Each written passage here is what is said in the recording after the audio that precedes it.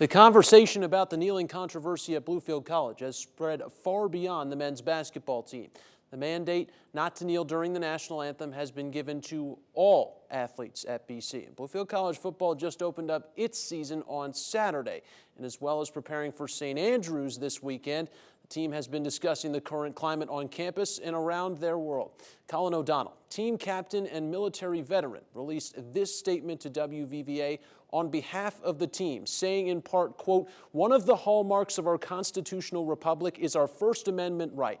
This ability to peaceably hold different beliefs and opinions while living our truth are what makes us unique and separates us from those in our world who look to silence others on issues which are uncomfortable to face. As a team, we are focused and dedicated to one another. We go out of our way every season to make real, positive changes in our community, whether we agree or disagree on the way which we express our concerns. When we step on the field, we are one unit, one family, and we believe in each other."